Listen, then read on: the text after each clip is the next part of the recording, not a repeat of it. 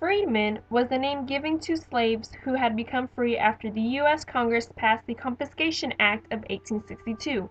The act affected the Confederates who didn't surrender 60 days after the act was passed.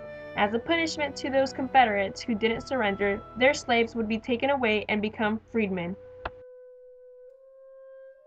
When the slaves who were confiscated became freedmen, the whites agreed to give the black colored people some rights they didn't have before. The freedmen received help and support from the Freedmen's Bureau. It was known that about 500,000 freedmen received medical attention in more than 100 different hospitals.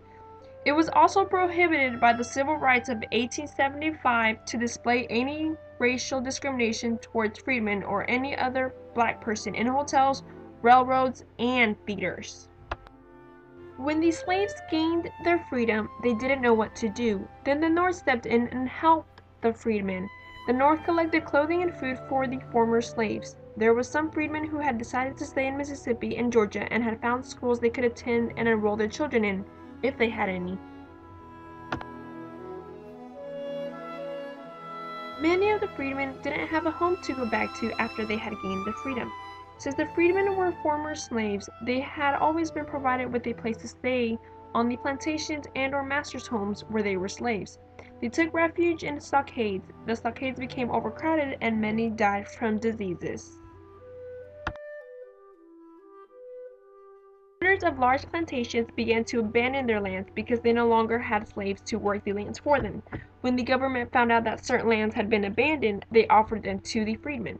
Freedmen were offered to become sharecroppers of the abandoned lands where they once used to be slaves at.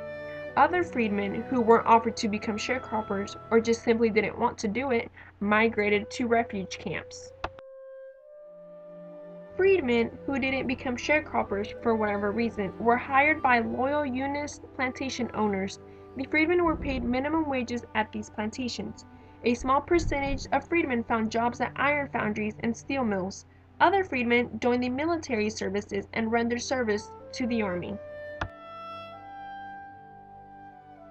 Freedmen experienced a backlash of Southern white people's fear and anger. An organization called the Ku Klux Klan was formed. They didn't care if black people were free people. They still produced acts of violence towards the freedmen. Lynching them was one of those acts of violence. Black codes were laws passed in the southern United States. These laws limited the rights of African Americans to work in various professions. It limited their rights to buy, own, and sell property, make legally binding contracts, serve on juries, own weapons, and vote or run for any political office. Other cons of being a freedman included that they found themselves homeless with a few possessions. The freedmen found themselves depending on federal government as much as they had on their masters. Some even voluntarily returned to their masters because they couldn't survive on their own. Many of the freedmen didn't trust the honest friendship that was offered by some white people.